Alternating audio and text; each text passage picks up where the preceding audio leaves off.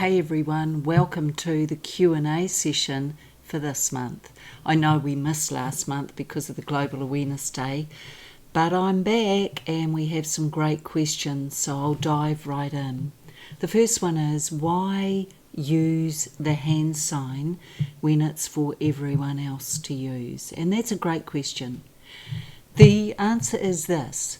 When I released this hand sign 2 years ago in 2023, I reached out, actually had created a different hand sign, and I had a colleague over in Canada, say please don't use something different, just use the global hand sign for help, which is this.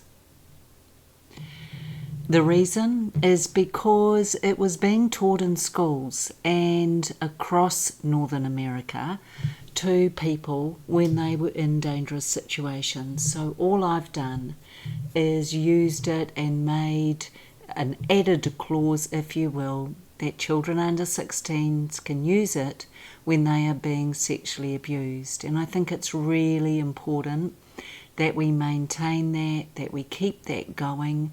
We've got to give children a tool. Children don't speak, that's an adult construct. When we have a problem, we'll talk to someone. Children show us through their behaviour, through how they interact, and to what they do around people. So that's where their key communication lies, hence the global hand sign for under 16s. So look, I hope that has helped clarify that question.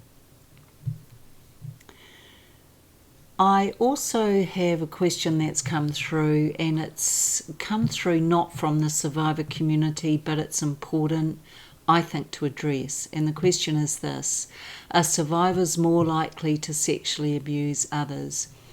And I know it rankles, and I know it's upsetting to hear that even thought about.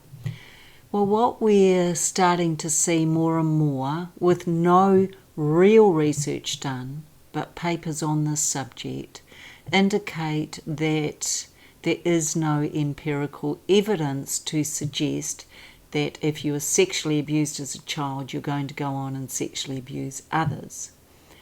What has come to light, though, is that children who were domestically abused, as in physically beaten, have more of a propensity to go on to do all sorts of abuse, but including sexual abuse.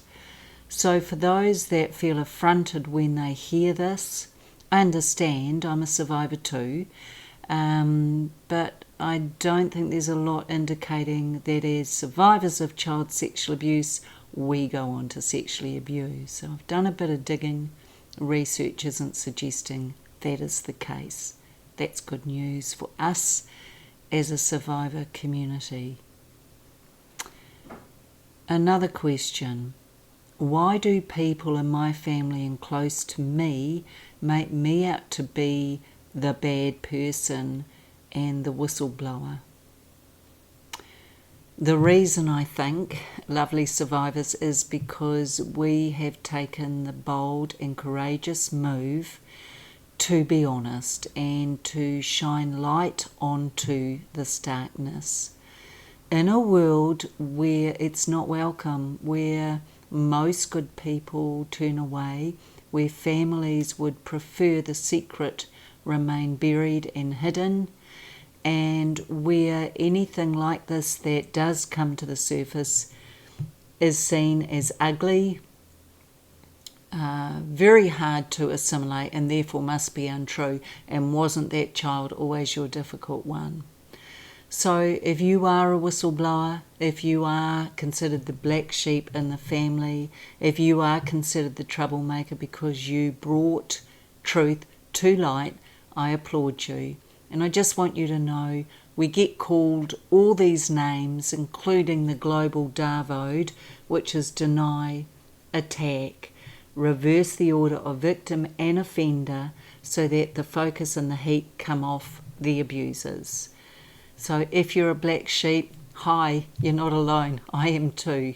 Be proud of that. You helped save children.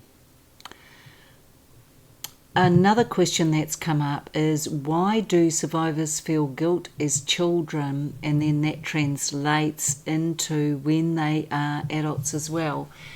And I've actually done another survivor tip on this, but basically the reason that we felt guilt as children is because we were manipulated into thinking it was our fault.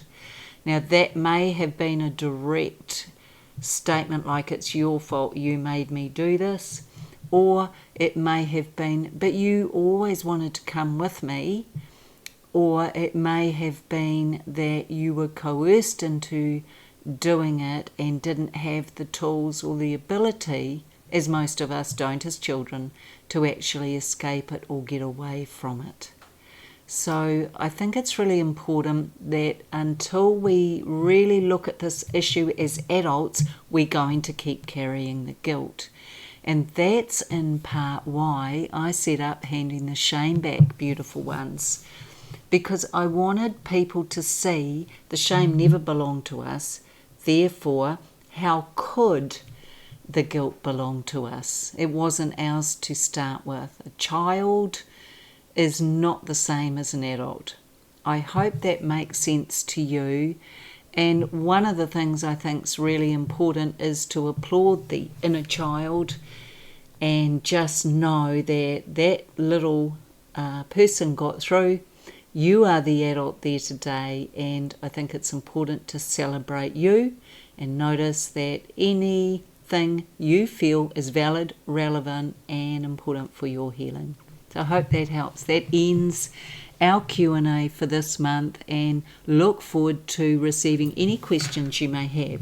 You're welcome to go to any of our social media channels and platforms and post questions there, or you can reach out at contact us at handingtheshameback.org directly and put your question in for the Q&A session.